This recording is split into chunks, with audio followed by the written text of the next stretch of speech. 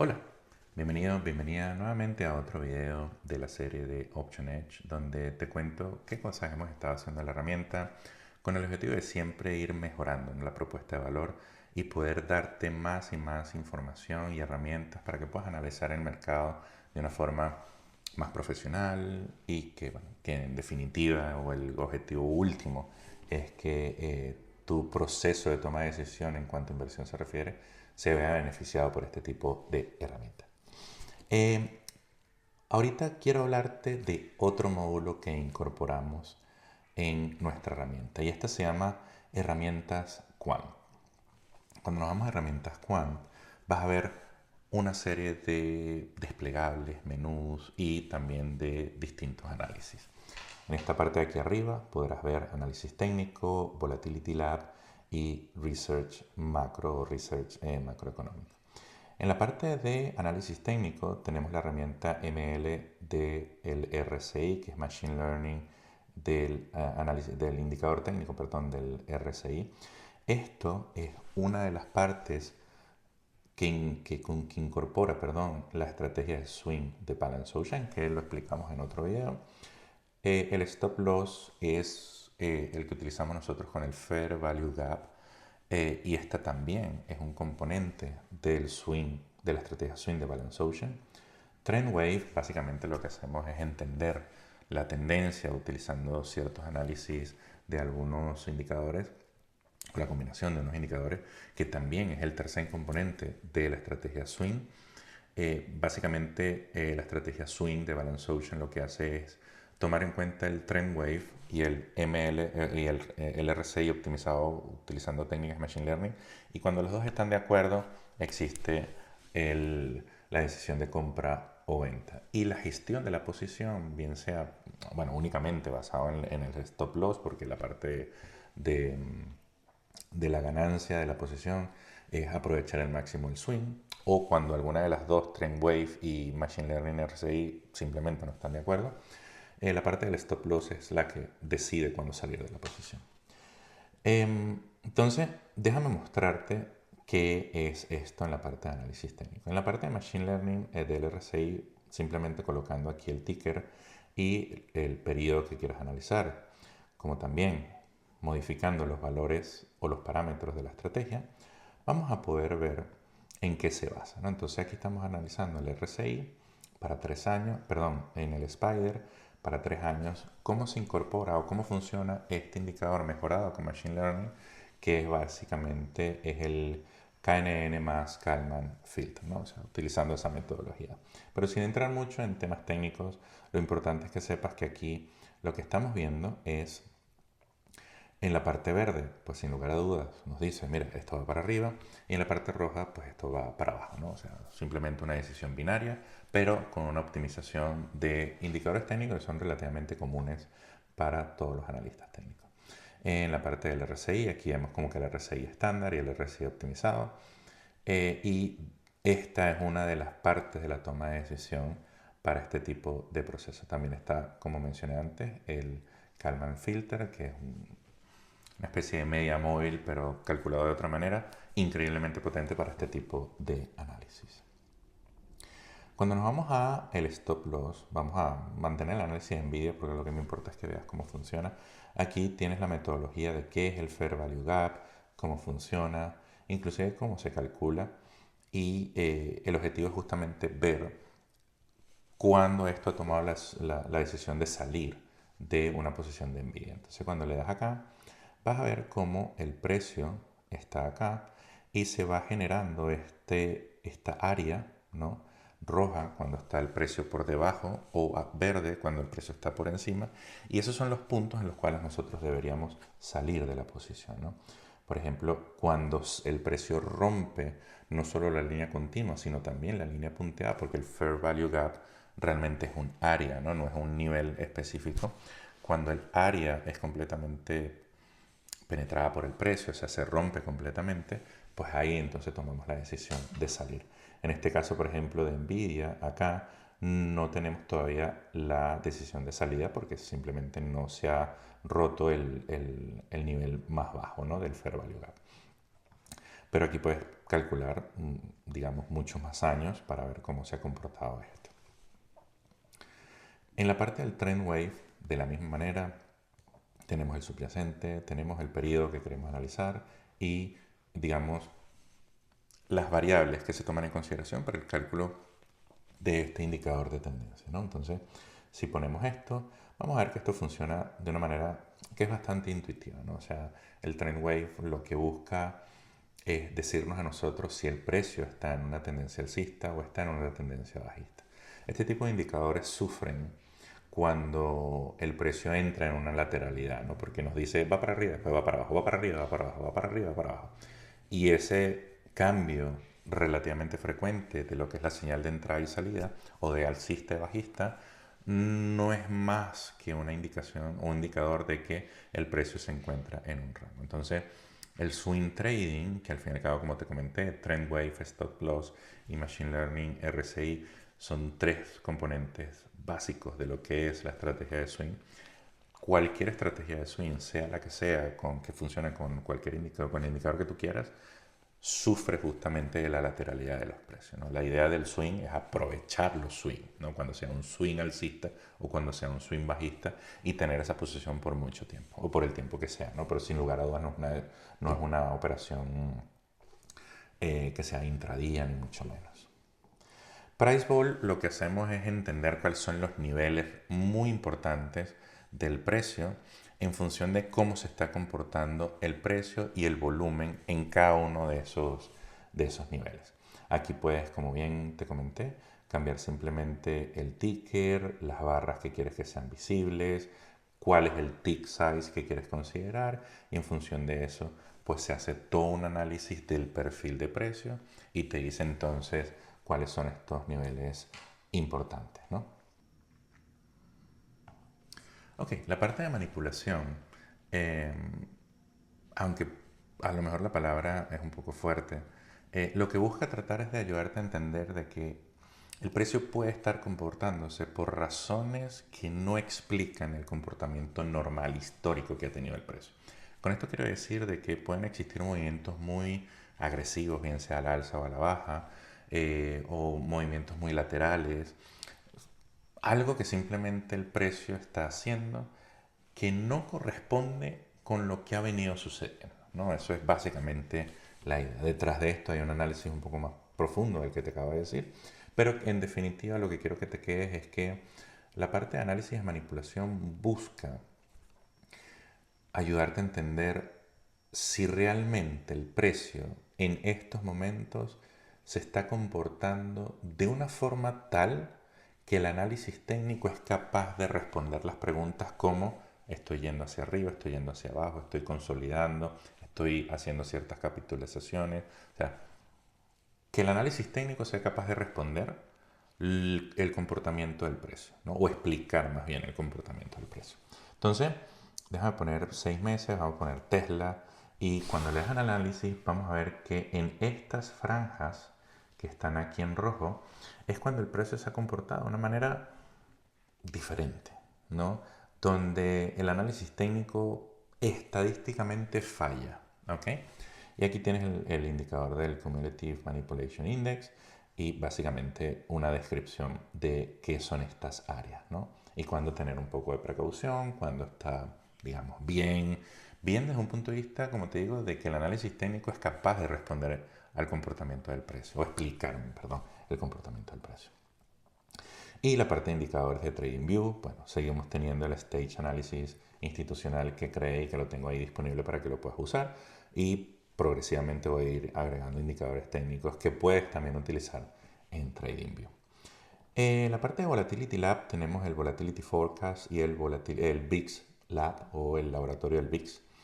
En el Volatility Forecast no hay forma de modificar esto, siempre vamos a estar haciendo predicciones sobre el VIX y vamos a estar usando Garch como metodología de predicción, ¿no? Y aquí podemos ver y modificar cuántos días queremos hacer esta predicción y podemos ejecutar esto y nos va a decir a nosotros, bueno, mira, yo estimo que el VIX va a estar alcista, digamos, en los próximos días. Yo creo que no es nada descabellado. El VIX está en mínimos históricos. 14,75 es algo que no hemos visto en muchísimo tiempo. De manera de que lo normal del VIX o lo normal de la volatilidad, no solo el VIX, sino toda volatilidad, es que se comporte clusterizada, ¿no? O sea, periodos de baja volatilidad son seguidos de periodos de alta volatilidad y viceversa. Ahorita estamos en un periodo de baja volatilidad, lo normal que venga es un incremento en la volatilidad y lo natural también es que venga una caída del precio, o sea, una especie de ajuste de estos típicos retrocesos que entonces empezamos a escuchar en las noticias o en los análisis financieros o cualquier cosa. Bueno, lo que dice esto es que el VIX debería subir, ¿no? Y aquí tienes más análisis, sobre todo desde el punto de vista de la validación de lo que es el modelo GARCH que estamos utilizando y otra serie de métricas, al igual que el análisis detallado, lo que es el forecast de esta área que ves acá. Perdón. El VIX Lab es, digamos, una parte donde entramos al detalle de cómo se está comportando el VIX. Y aquí tenemos, por ejemplo, el día de hoy, ¿no? Bueno, o para el día de ayer, porque hoy es 7 de enero. Para el día de ayer, del 6 de enero, vemos que el VIX está normal. Cuando decimos normal es que la estructura, el term structure, es en contango, que es lo que nosotros deberíamos esperar. Y tenemos 0 días en backwardation. Para que el tema de la estructura de volatilidad es que cuando estamos en contango, perdón, la volatilidad de corto plazo es más baja que la volatilidad de largo plazo. Y eso responde a lo normal, ¿no? O sea, a medida que yo me voy alejando en el tiempo, la incertidumbre es mayor y por ende esa volatilidad sube. Y si la volatilidad de corto plazo es bajita, pues lo que se dice es que el mercado de alguna forma no percibe que va a haber un riesgo, al menos material, en el corto plazo. Esto no funciona muy bien si nosotros queremos vender opciones. Lo que realmente nosotros estamos buscando es que cuando vendamos opciones la volatilidad está alta, porque la volatilidad es un componente importante de ese valor extrínseco de las opciones. Y al nosotros tener una volatilidad baja, pues el premium no es tan alto. Sin embargo, estamos asumiendo el mismo riesgo. Por ende, la relación riesgo-retorno no viene a ser la más óptima, ¿no? Pero bueno, aquí lo que estamos buscando es ayudarte a entender cómo se está comportando el VIX.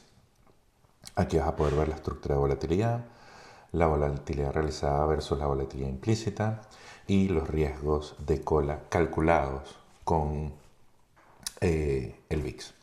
Y este motor de probabilidad es, bueno, cuando nosotros estemos en backwardation, ¿cuál es la probabilidad de que salgamos en los próximos días de esa situación? ¿Cuál es la probabilidad de que el VIX suba hoy? ¿Y cuál es la probabilidad de un retorno a la normalidad? ¿No? Entonces, aquí te dice, básicamente, un punto de vista de análisis estadístico, bueno, si estoy en un determinado punto, ¿cuál será el futuro? ¿Cuál estadísticamente es más probable el futuro? El term structure, aquí vas a poder ver cómo es la estructura de volatilidad utilizando el VIX a 9 días, el VIX y el VIX a 3 meses. El histórico del VIX a 3 meses y el histórico de VIX a 30 días, como para que veas cómo se va moviendo la estructura de volatilidad. Esto es una medida de lo que viste acá, ¿no?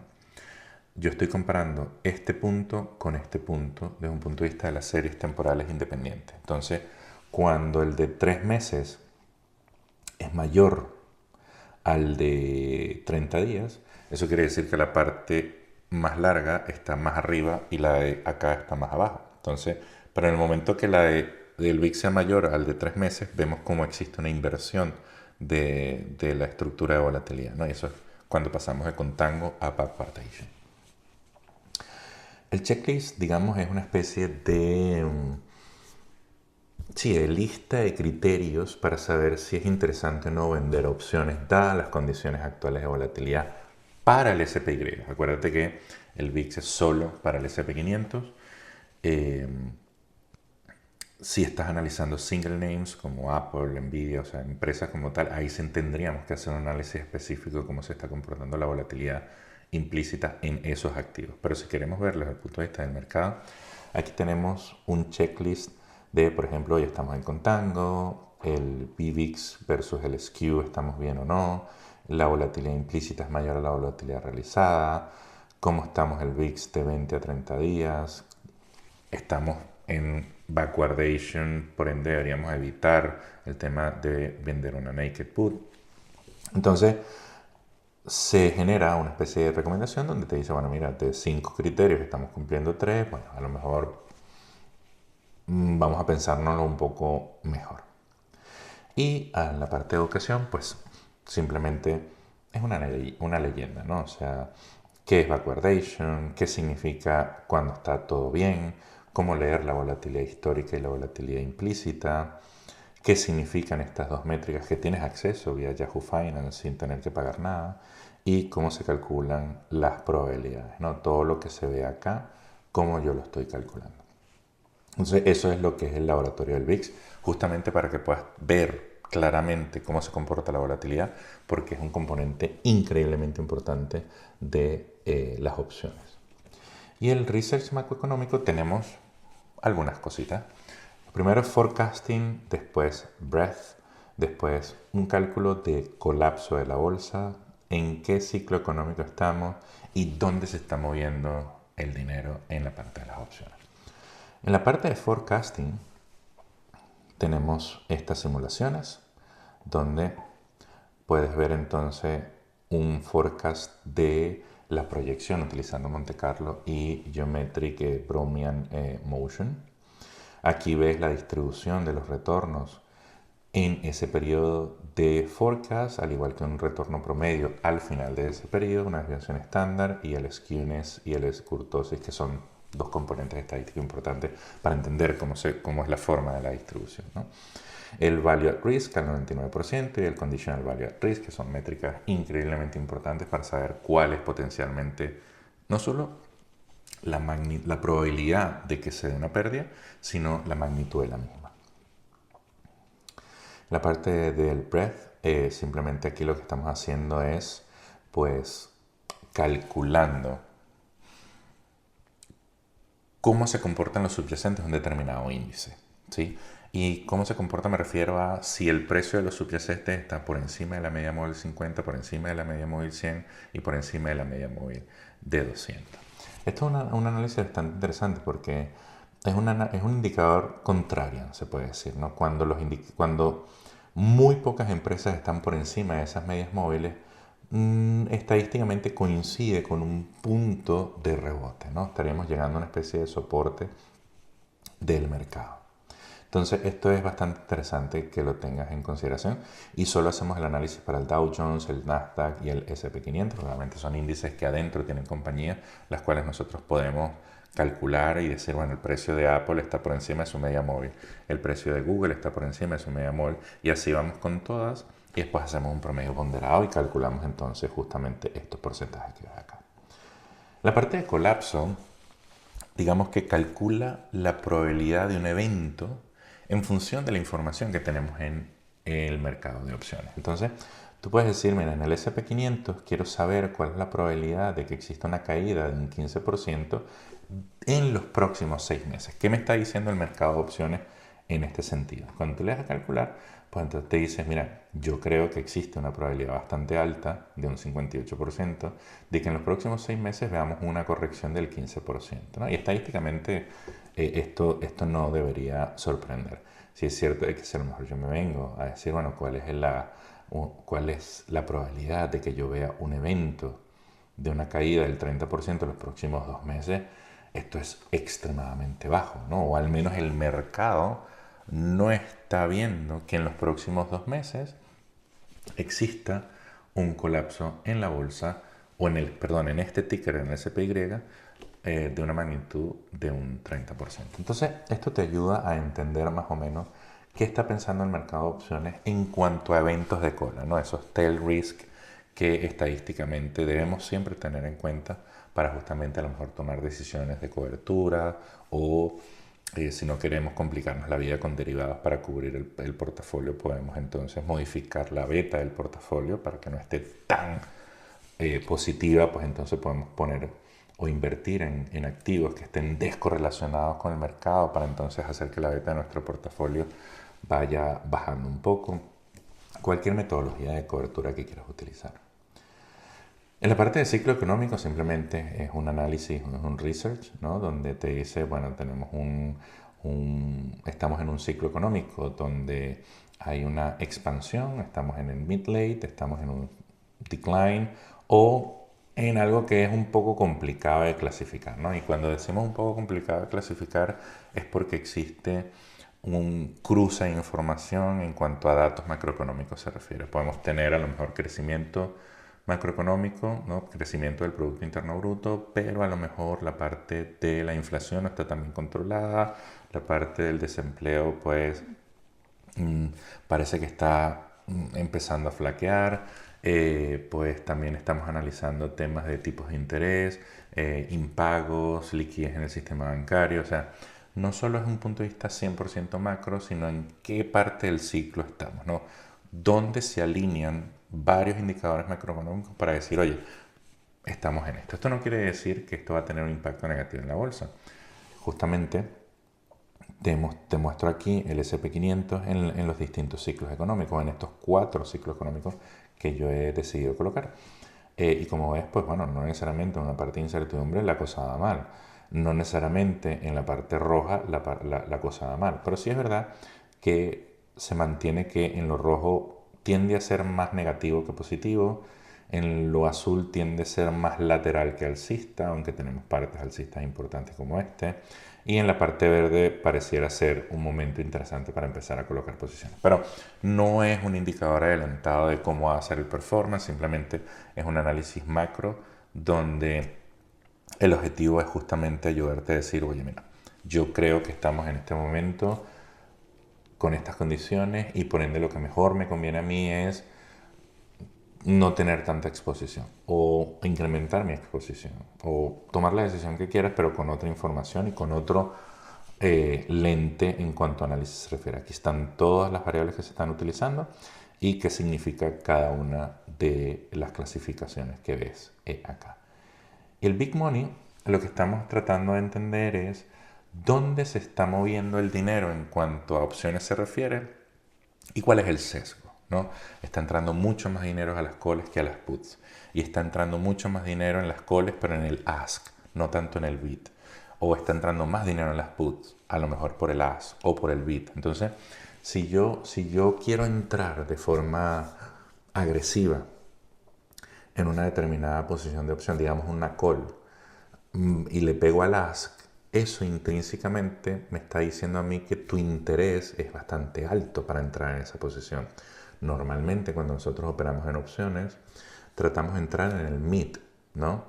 Aunque yo siempre recomiendo, bueno, si quiero irte un poquito más arriba, un poquito más abajo, para que al fin y al cabo siempre trates de beneficiarte un poco, ¿no?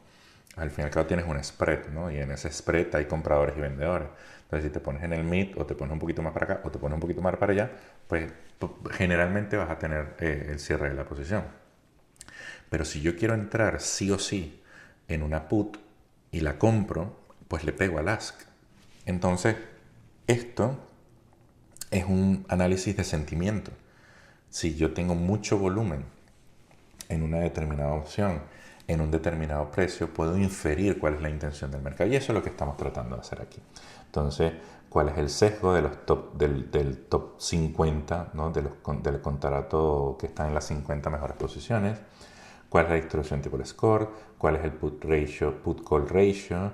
Y un análisis, una serie de análisis que te dicen, oye, yo creo que es bastante interesante que puedas entrar en compra porque hay un sesgo alcista o hay un sesgo bajista en los 50 contratos más importantes que tiene este subyacente. Lo mismo podemos hacer, por ejemplo, con otro. Podemos agarrar a Tesla y vemos lo que sucede aquí. O podemos agarrar y decir Nvidia y ver qué sucede del otro lado, ¿no? Estamos empezando el año, creo que es normal ver una distribución de posiciones en cuanto a, bueno, 50-50, no estoy muy claro, pero sí han habido momentos en los cuales el sesgo es bastante, se decanta bastante claramente hacia un lado o hacia otro. Y la idea es que este componente de Big Money te ayude. Bueno, eso es lo que te quería contar. En herramientas Quants tienes 1, 2, 3, 4, 5, 6, 7, 8, 9, 10, 11, 12, 13 indicadores y herramientas adicionales a las que ya tenemos en la parte de Option Lab para mejorar y ayudarte a tomar mejores decisiones de inversión. Como siempre, muchísimas gracias por haberte tomado el tiempo en ver este video y como decimos en Balance Option y en Option Edge, Happy Investing.